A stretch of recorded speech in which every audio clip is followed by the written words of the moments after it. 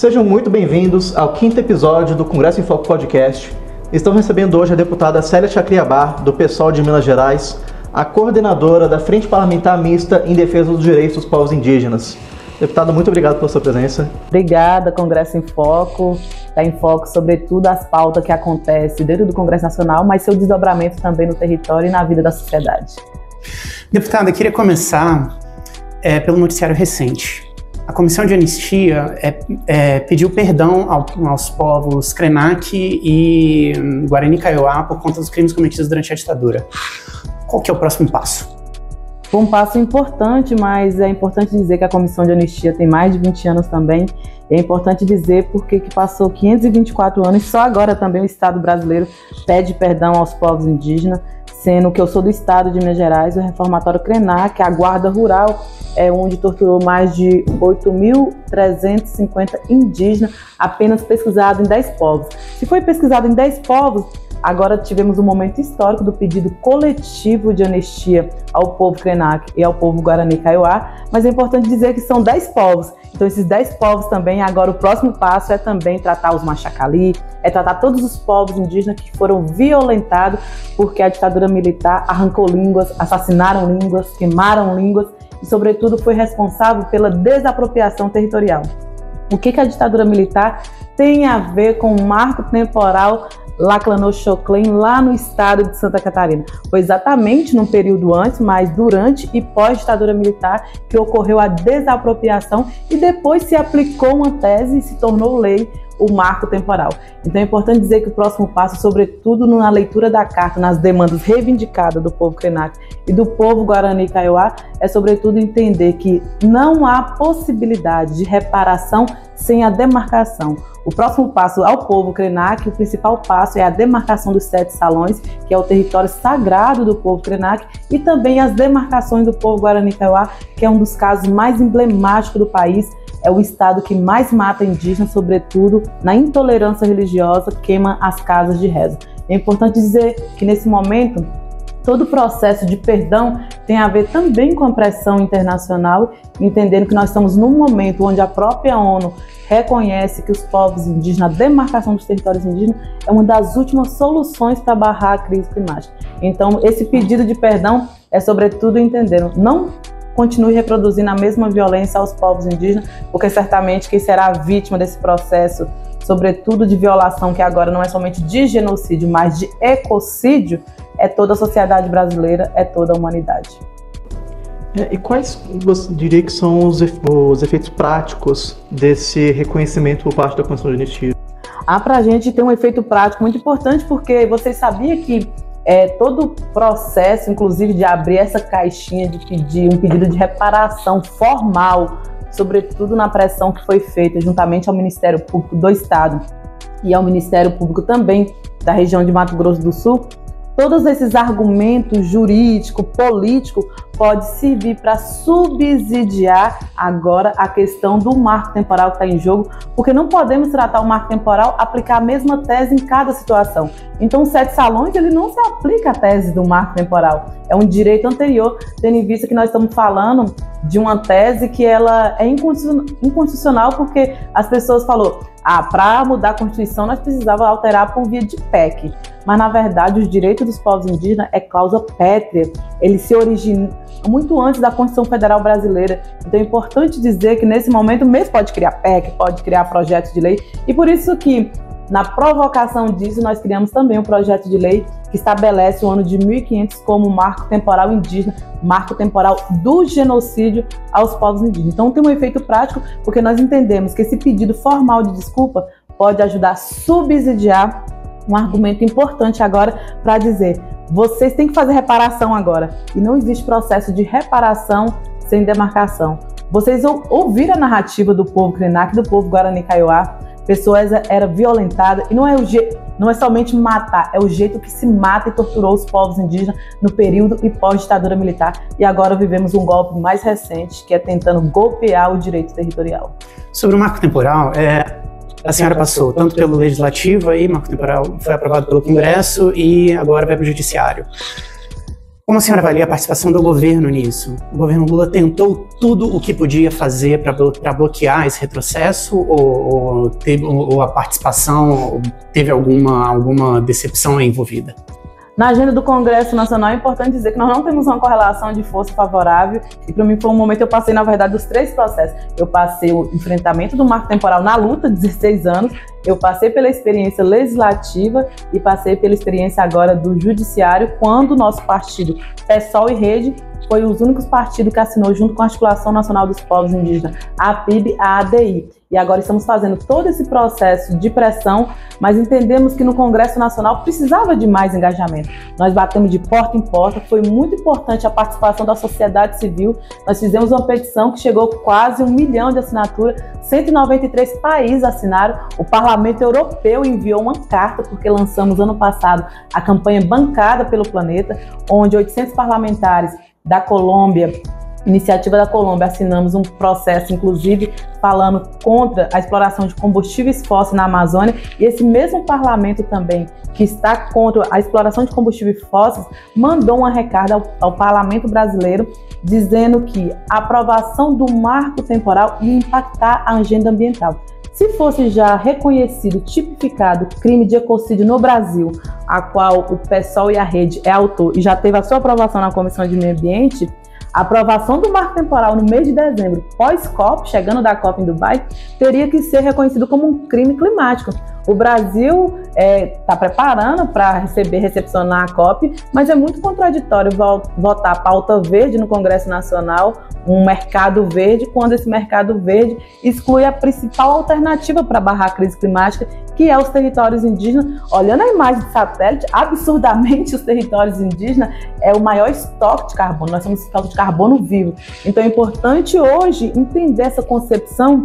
E, sobretudo, eu que faço parte hoje como membro titular da Comissão de Constituição e Justiça e Cidadania e que no ano passado tive a grande oportunidade de ser a primeira mulher indígena a ser presidenta da Comissão da Amazônia, Povos Originários e Tradicionais, de entender que na CCJ está autorizado passar da boiada. Sabe quais são as agendas prioritárias na CCJ hoje? São as pautas penais e ambientais, mas as ambientais para o enfraquecimento. O que foi votado na última semana, enfraquecendo a legislação ambiental da Mata Atlântica, vai desproteger 48 milhões de hectares da Mata Atlântica. E as pessoas estavam reivindicando campo de altitude, que são as montanhas. Eu falei, mas vocês não acreditam que a Terra é plana? Por que vocês estão reivindicando o topo da montanha? E eu sou do estado de Minas Gerais, onde nós sabemos o que é a experiência de exploração das montanhas. Por muitas vezes estamos no abril indígena e as pessoas falavam que nós povos indígenas era primitivo, porque vocês comem gente? Eu falei, a mineração é primitiva, ela come gente, rói as montanhas, come as pessoas.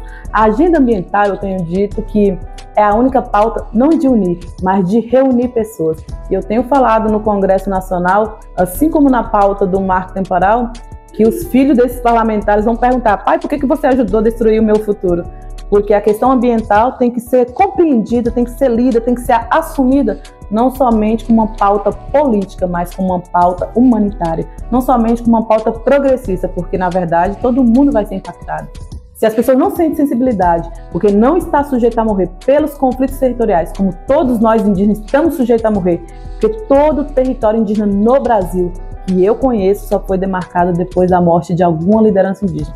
Então vamos falar de algo em comum, que é pelo veneno que chega na nossa mesa. O oxigênio não vai poder ser comprado assim como no período da Covid, porque mesmo quando a gente passou um período do Covid-19 que a gente pensou que não ia conseguir vacina, conseguimos. Mas nós não temos ainda vacina para barrar as mudanças climáticas.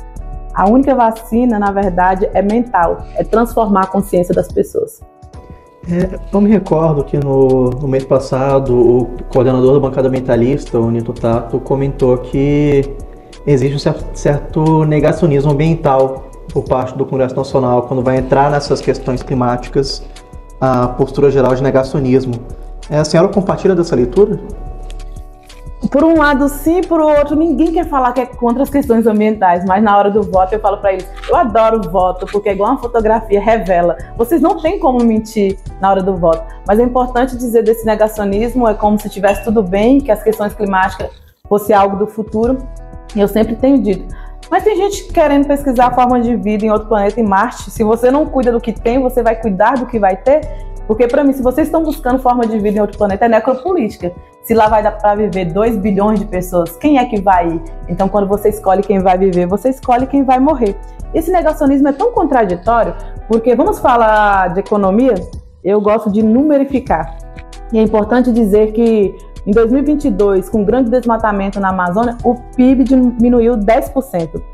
No estado de Minas Gerais, o PIB da mineração representa menos de 5%, quando da cultura representa mais do que 7%. Ano passado, com a grande seca, muitos produtores do Mato Grosso do Sul perderam soja. Então nós precisamos falar de economia inteligente. Economia inteligente é uma economia que não mate o planeta. Então mesmo o setor do agronegócio está sentindo os efeitos da mudança climática. A Amazônia, ninguém pensou que a Amazônia ia secar, mas enquanto a Amazônia seca, também nós estamos numa região semiárida brasileira, por exemplo, o estado de Minas Gerais, especificamente o norte de Minas Gerais, que bateu recorde na temperatura em Araçuaí ano passado, que é exatamente onde o governador do estado de Minas Gerais está leiloando 14 cidades para o lítio. Então, cientificamente não dá para negar a ciência, não dá para negar números, é importante trazer números, é importante trazer a ciência, e por isso que quem vai precisar ser a principal aliada da questão ambiental, sabe quem é? A economia, porque não vai existir possibilidade de pensar a economia, porque o prejuízo vai ser muito maior. Se as pessoas estão preocupadas com dinheiro, desmatar vai ser um prejuízo muito maior. E a nossa luta não é somente para reflorestar, a nossa luta é principalmente para não desmatar. Nós vivemos uma sociedade muito ansiosa, que estamos ansiosa porque nosso projeto de 4 anos não deu certo. Imagina reflorestar, demora 50 anos.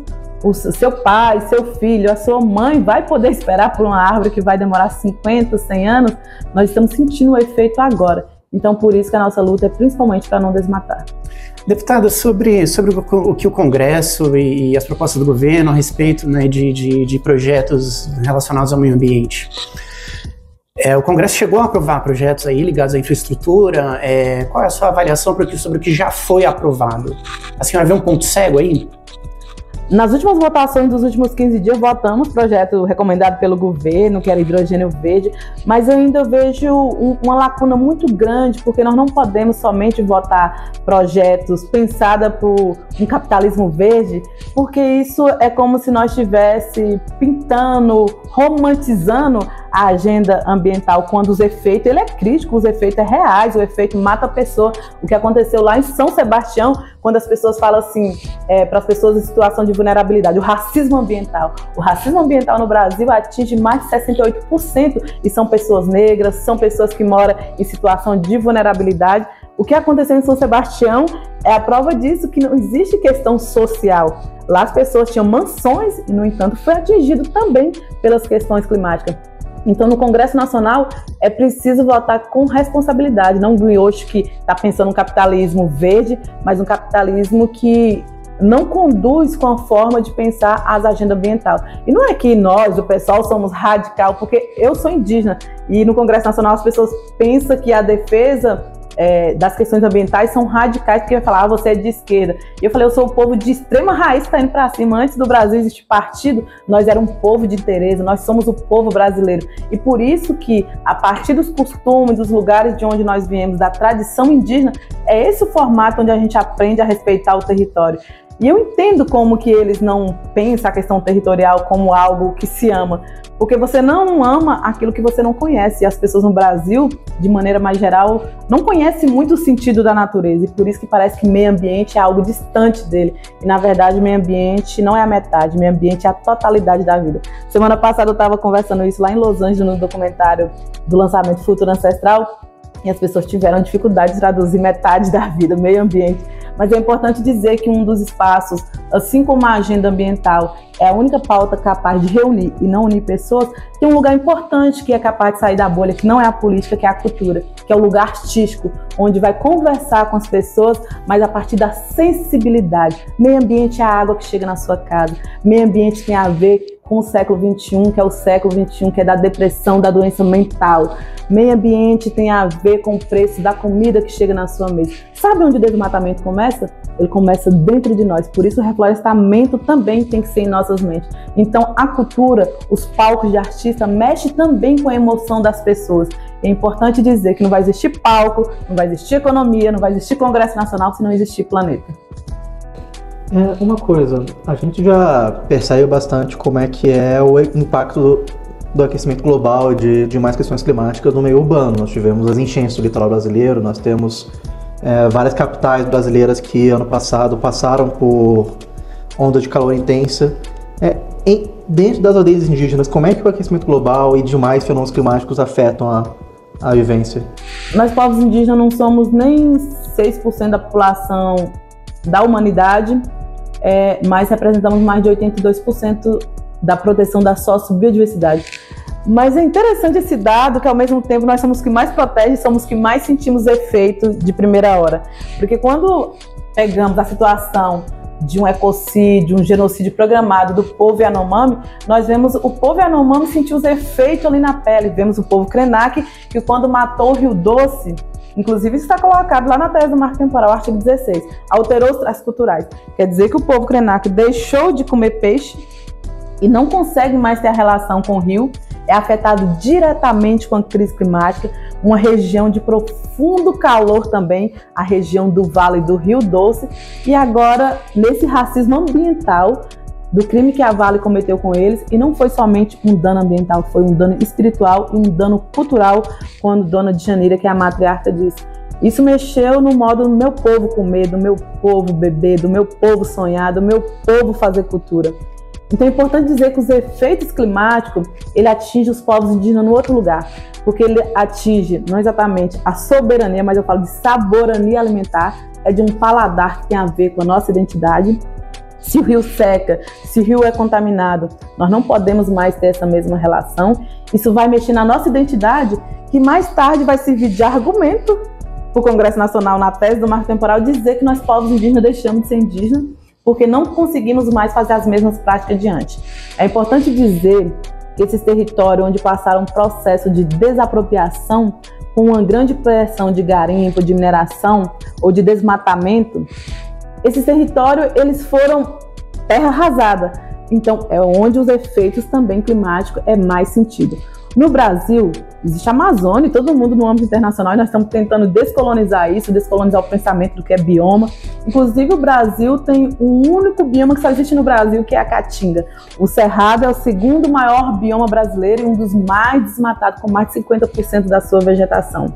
O Cerrado, se fosse uma prova de Enem, o povo errava. Qual é o bioma mais antigo da humanidade? Não é a Amazônia, é o Cerrado. A Mata Atlântica, a Caatinga, o Pampa e o Pantanal. Vai acontecer a agenda da COP, mas é importante esse processo de descolonização. Nenhum bioma vive sem o outro. Eu falo, ó, se o seu vizinho ficar doente, você vai ficar doente também. O Cerrado faz fronteira com 11 estados diferentes. E é a transição direta com a Amazônia. Então é importante dizer que nesse momento toda a agenda ambiental tem a ver sobretudo com a transformação, o impacto cultural. E sobretudo quando ele tem esse impacto cultural, territorial, de violência territorial, está sujeito, ameaçado à língua. Quando as pessoas falam, você é indígena de verdade, você fala a língua, mas não leva em consideração o processo de colonização. E a colonização é tão recente, porque antes era matando os povos indígenas com espada, com tiro, com cavalaria, mas o Congresso Nacional tem uma grande responsabilidade hoje no genocídio dos povos indígenas e pode ter línguas, hoje são 273 línguas, mas com essa ação do Congresso Nacional pode ser que num Brasil tão próximo de 100, 200 anos já tenha matado mais 70 línguas. Então todo esse processo das mudanças climáticas atinge diretamente a malária no território Yanomami. Os grandes focos de malária aumentou drasticamente exatamente pelos efeitos da crise climática. O efeito da fome é muito contraditório. O território Yanomami é o território maior do Brasil de demarcação. E ao mesmo tempo o povo morria de fome. Mas contaminou, os peixes estavam contaminados, as águas estavam contaminadas. Então é importante dizer isso. E dengue, nós estamos passando num momento de epidemia de dengue. Os territórios indígenas, no meu território, eu desconhecia dengue no território. E agora já tem vários casos de óbito de dengue hemorrágica, entre pessoas de 19 anos, porque os efeitos das mudanças climáticas transportam a doença. Então, para mim, o maior sentido agora da sensibilização dos efeitos das mudanças climáticas, porque ele é vetor também de doenças. Então, possivelmente, nós iremos atravessar um momento onde vai ter várias epidemias, pandemias causadas pelo efeito das mudanças climáticas. E com a aprovação do marco temporal, foi possível observar algum aumento na violência contra povos indígenas, falando da violência direta de ocupações de terras indígenas, assassinato de lideranças? No dia que votou a urgência no marco temporal no Congresso Nacional, eu falei naquele dia, as pessoas comemoraram, não foi com fogo de artifício não, foi com bala de fogo no sul da Bahia. No dia que votou a urgência, as pessoas já comemoravam. Mato Grosso do Sul, na nossa região, meu povo, logo aprovou o marco temporal, os caciques já receberam visita de fazendeiro, de ruralista falando, o marco temporal foi aprovado. Eu nem estou aqui com a arma na sua cabeça ameaçando, mas desocupa o meu território. Então é muito violento. E em seguida, em janeiro, nós estávamos no período de recesso, eu em Minas Gerais e Belo Horizonte, quando sou surpreendida com o assassinato da pajé Nega Pataxó e do ataque a Nailton Pataxó diretamente. A ministra Sônia Guajajara me chamou, eu fui diretamente para lá e foi um dos velórios mais tristes da minha vida, mesmo eu sendo do povo Xacriabá, que foi o primeiro crime julgado como genocídio indígena no Brasil no ano de 87. Então é importante dizer que a aprovação do marco temporal, que nos prometia uma falácia de segurança jurídica, o que nós vimos, na verdade, foi uma guerra no campo. O que nós vimos não foi segurança jurídica, porque prometia que a tese do marco temporal era uma tese jurídica. E o que nós vimos que a tese do marco temporal é uma tese política e econômica. É a grande questão que está em jogo, é a economia. E eu queria que os povos indígenas tivessem na prioridade no Congresso Nacional de maneira diferente. Mas nós estamos na prioridade, assim como o ex-presidente dizia, não vamos demarcar nenhum centímetro de terras indígenas. Então é importante dizer como que o Congresso Nacional trata os povos indígenas como inimigo nessa agenda territorial e socioambiental, porque não vai existir meio ambiente se não existir os protetores. Por isso que é importante dizer que não basta somente achar as florestas bonitas sem reconhecer a importância de quem sustenta ela de pé. E por isso que agora, numa agenda mais otimista, eu já conversei com o presidente Lira e solicitei, estou aguardando, com positividade, solicitei que fosse destinado pelo menos uma semana de aprovação de projetos do bem para as questões indígenas, porque nós temos o projeto, por exemplo, a Política Nacional de Gestão Ambiental e Territorial, a PNGAT, temos projeto para regulamentar a carreira dos agentes de saúde indígena e de saneamento básico, temos o projeto do combate à violência às mulheres indígenas, temos uma resolução para tornar a Comissão da Amazônia Povos Originários Tradicionais aquele espaço se chamar Juruna Chavante, é uma grande homenagem ao primeiro deputado indígena no Brasil.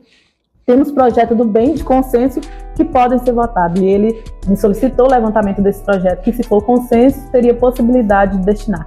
Conversei antes de ontem com o senador Randolph, que é da nossa frente parlamentar mista e que coordena junto comigo, para também fazer o mesmo movimento no Senado, porque já tem projeto para ser aprovado no Senado, e que o presidente Lula poderia sancionar também aí numa agenda de reparação histórica. Então não dá para falar agenda de reparação histórica na Comissão de Direitos Humanos e da Anistia, quando temos ainda uma agenda de Congresso Nacional muito retrógrada nas questões indígenas. Mas é importante dizer que todo mundo fala, não, deputada, a gente gosta dos povos indígenas, nós queremos que o povo indígena, porque eles estão dizendo que não quer mais terra, eles querem escola, eles querem saúde.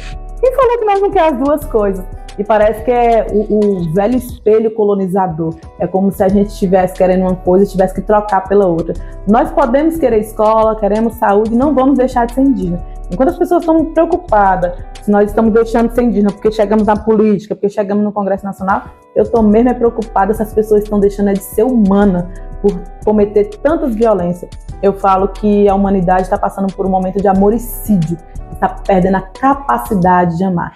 E na agenda mais positiva, um ano de mandato, nós conseguimos também, na consulta do nosso mandato no TSE, conseguiu ser julgada pelo ministro Alexandre de Moraes, pelo relator ministro Nunes, que foi, sobretudo, as candidaturas indígenas, tem uma cota, tempo de rádio, TV e fundo partidário. Você sabia que nós não tínhamos fundo partidário, rádio, TV, as candidaturas indígenas eram muito desigual a concorrência, por isso que demorou em torno de 135 anos para a Juruna Chavante ser eleito, 195 anos para a Joênia ser eleito, 35 anos depois de Juruna eleito, somente depois foi eleita a primeira mulher indígena.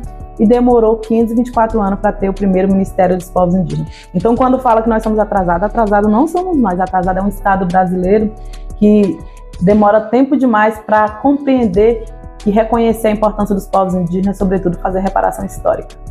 Deputada, a senhora usou 2 vezes o termo racismo ambiental, que é um termo que, pelo que eu vejo, é usado de forma muito equivocada na mídia, até usado politicamente de forma também equivocada. Eu gostaria que a senhora desdobrasse um pouco esse termo para que o nosso espectador entenda e consiga entrar nele. Racismo, toda vez que a gente fala de racismo, eu falo que nós, povos indígenas, quando não somos vítimas do racismo da presença, é do racismo da ausência ou da solidão. Sabe por que o racismo ele é tão dolorido para nós, povos indígenas? Porque quando as pessoas me enxergam de primeira hora, elas vão dizer, você é índia? Nem fala indígena, é índia? Antes de eu responder, ela fala, não, você não tá vendo que ela tá de celular, que ela tá aqui? Você vai para que festa? Então eles estão considerando que eu nem existo. Então o racismo a nós, povos indígenas, é cometido como se nós não existíssemos. Você já se imaginou uma pessoa negar a sua existência? Então é diferente do racismo cometido às pessoas negras, porque o que incomoda é a forma da presença. E eles vão duvidar ainda na nossa presença e vão nos colocar num lugar de inexistência. Racismo ambiental é exatamente porque todas as pessoas que são vítimas desse racismo têm cor, têm pele, têm identidade, e na maioria das vezes são as populações tradicionais identitárias que estão nesse lugar. Identidade não é ser só indígena, não é só negra, tem uma identidade vasta no Brasil, tem identidade de populações ribeirinhas, povos e comunidades tradicionais, geraizeira. E também racismo ambiental não é somente quem mora na floresta, é ambiental, então é onde tem árvore que comete esse racismo. Não, existem pessoas em situação de periferia que também são vítimas do racismo ambiental.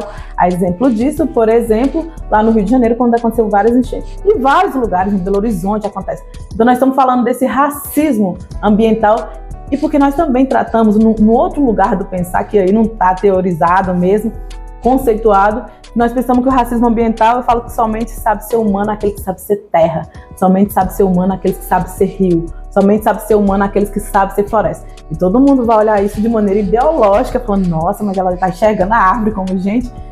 Mas nós temos uma relação da terra como mãe. Então nós estamos falando de que se comete racismo juntamente com a terra, esse é o racismo ambiental, porque nós consideramos esse lugar também como lugar que nos cria, como elemento crucial da vida. Se eu falo assim, você não respeita a sua mãe, você vai respeitar quem? E a terra para nós é mãe. Então eu tenho muito medo das pessoas que não respeitam a terra, porque ela não vai respeitar mais ninguém. E aí facilmente essas pessoas vão cometer racismo ambiental no sentido de quando eu fomento o processo da destruição, eu estou cometendo um racismo ambiental. E racismo ambiental é importante dizer que não é somente pensado nos grandes desastres também não. O que nós temos é uma agenda mesmo polarizada e que não podemos só culpabilizar as questões climáticas para também forjar do que é cometido ao crime do homem. Por exemplo, o que ocorreu no estado de Minas Gerais, o maior crime humanitário e trabalhista com o crime da Vale, da relação de Brumadinho e Mariana, com despejo de lama e de tudo mais, aquilo foi um verdadeiro racismo ambiental, além de um projeto de ecocídio. E muitas das vezes as pessoas querem culpabilizar somente os eventos climáticos, dizendo aquilo ali foi um desastre ambiental. Não foi um crime ambiental, porque foi cometido, foi induzido por um processo predatório de pensar a economia. Nós não somos contra a economia, mas nós queremos pensar em uma economia mais inteligente, uma economia onde não está em jogo ou matar ou viver. Uma economia onde está em jogo não somente o dinheiro, mas sem levar em consideração o processo da vida. Então o racismo ambiental é quando envolve sociedade, meio ambiente e sobretudo esse sentido do que é ser natureza.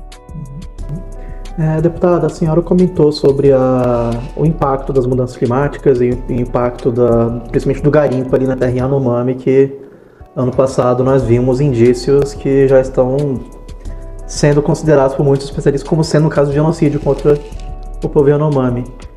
Como a senhora avalia a resposta do governo a essa crise?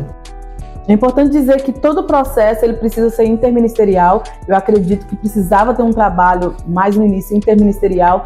O Ministério dos Povos Indígenas assumiu sim a responsabilidade. Eu fui pelo menos 3 vezes no território Yanomami, fui a primeira e única parlamentar a estar naquele território e fui presencialmente entendendo a importância, sobretudo, do trabalho que vinha sendo feito pela ministra Sônia, pelo secretário de Saúde, Weber Itapeba, pela presidenta da FUNAI. Mas é importante dizer que quando a gente chega nesses lugares, tudo que fala que é indígena coloca no nosso colo. Sendo que a agenda econômica, a agenda do Ministério da Defesa, por exemplo, que era responsável por fazer a desintrusão, precisava ter uma agenda mais consistente desde o início. E eu acredito que depois de toda a crise reinflamada nesse ano, foi exatamente essa força-tarefa que foi feita. Mas precisava que todo mundo assumisse na mesma responsabilidade naquele período, porque isso não foi uma deficiência do Ministério dos Povos Indígenas, tendo em vista que tinha uma responsabilidade diretamente de outros ministérios em comum. Porque a agenda para combater o garimpo não é somente de um lugar. A agenda para combater o garimpo, inclusive, quando eu fui lá, tinha uma demanda que tinha mais de 5 anos, que não tinha funcionamento de escola na terra indígena Yanomami, que eles não eram assistidos pela educação. E um dos grandes processos, onde tinha caso subnotificado, mais de 30 meninas estrupadas pelo garimpo em troca de comida, era exatamente porque elas não tinham acesso à escola. Se essas meninas estivessem na escola, elas não estavam sendo vítimas desse processo de violência.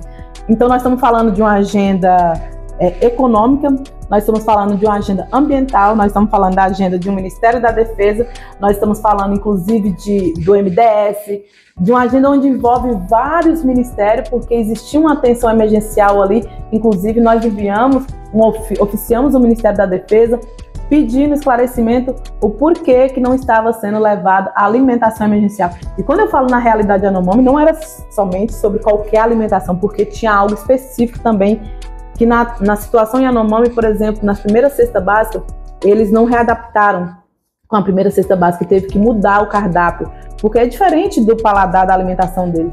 E quando eu estive lá a primeira vez, o que mais me chamou a atenção era um cenário assim de profunda tristeza, ver as pessoas morrendo. Você já viu uma pessoa morrendo de fome? A dor mais doída, eu não sei qual é a dor mais doída, mas a dor da fome deve ser muito doída. E que um senhor de 70 anos era o único sobrevivente de uma comunidade inteira exterminada pelo garimpo. Ele falou: não fui eu que pedi para vocês trazer máquina, não fui eu que pedi para vocês trazer roupa, não fui eu que pedi para vocês trazer tudo isso que acabou contaminando meu povo e me deixando sozinho. Um único sobrevivente. E isso eu vi em várias agendas anteriores de COP, com o ex-presidente anti-humanitário, anti-indígena, anti-ambientalista, que uma das alternativas para barrar o desmatamento ilegal era legalizando o desmatamento. A alternativa para barrar o garimpo ilegal é legalizando o garimpo. Uma alternativa para não considerar ilegal o roubo de terra indígena é fazendo um marco temporal. Então, para mim, nem tudo que é legal é moral. A Alemanha é um dos países que mais exporta veneno para o Brasil. Quando nós fomos lá conversar com as empresas, falou: mas no Brasil isso é legal. Nem tudo que é legal não mata, porque nós não conhecemos e nem reconhecemos morte legal, ecocídio legal. Então é importante dizer e ter essa sensibilidade que a verdadeira alternativa não é sair legalizando vários tipos de morte, porque o que aconteceu nos Yanomami foi legalizando um processo de genocídio ao povo Yanomami.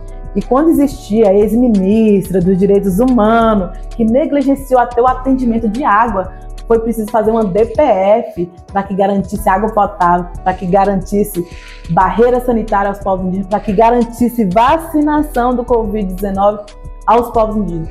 Sabendo que os povos indígenas têm uma situação maior de vulnerabilidade, quando qualquer doença chega nesse território, a vulnerabilidade é muito maior, assim como aconteceu com os Kokama. Foi o povo mais atingido pelo Covid-19, foram várias pessoas mortas e o racismo era muito grande, porque eles sequer tinham o direito de ser enterrado com o nome do povo Kokama. Então eram 2 mortes. E por isso que quando a gente falando de racismo é tão profundo, porque não é a morte somente do corpo, é a morte da identidade. Que aí é um racismo misturado com etnocídio, é quando mata o corpo, mas também tenta matar a nossa identidade. Então é importante dizer que, mesmo sendo mulher indígena, mesmo estando no Congresso Nacional, eu tenho chamado todo mundo à responsabilidade e, sobretudo, chamar as pessoas à responsabilidade é entendendo que as soluções são intersetorial. Solução não é mágica, solução é movimento e todo mundo precisa se movimentar. Deputada, quais são os obstáculos dentro do governo para que a questão dos Yanomami seja levada com mais seriedade e com mais eficiência?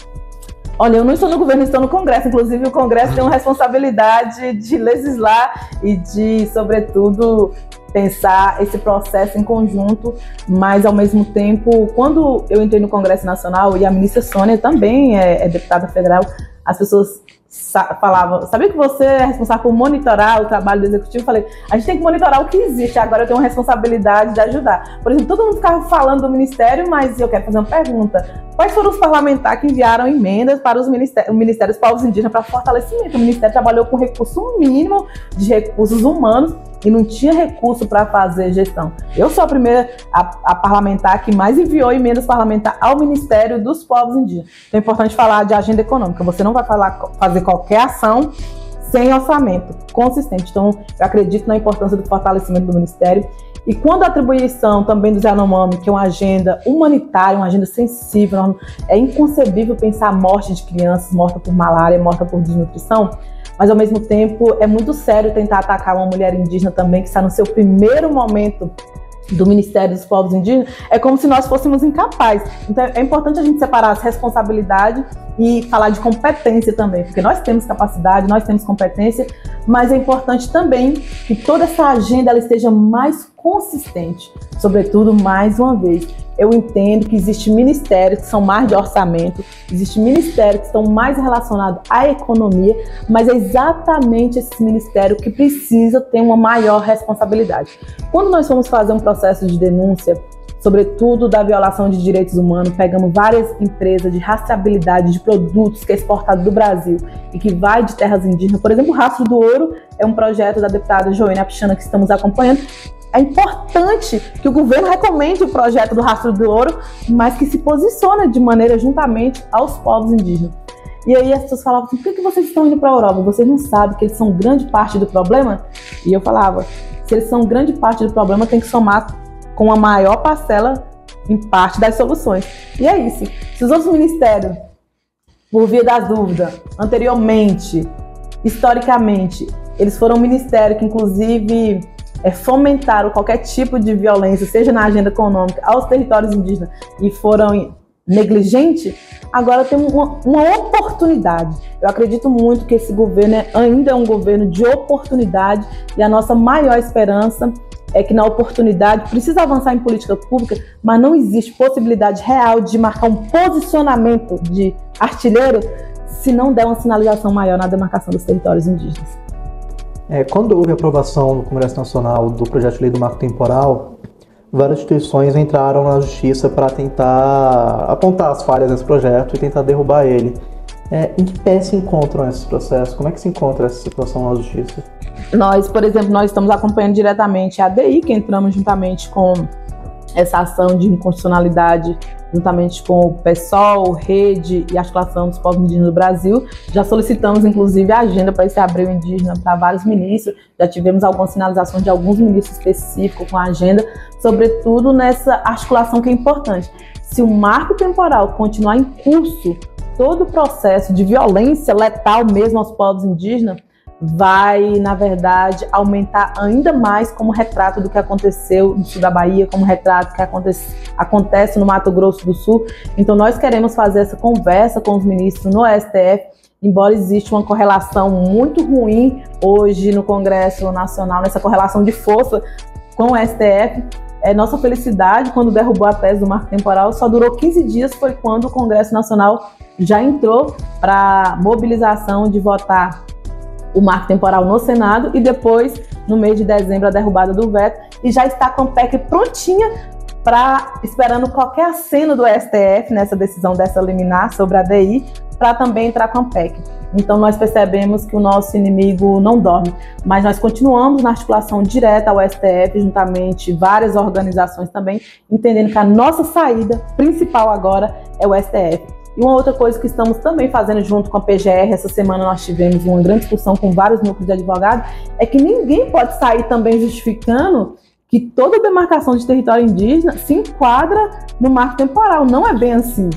Todo o processo judicial, ele tem brechas também. E por isso nós estamos fazendo um estudo consistente também para entender que todo o processo de demarcação de território indígena, uns mais complexos, outros menos complexos, não pode ser somente falado. Não vai acontecer porque agora se barra na tese do marco temporal.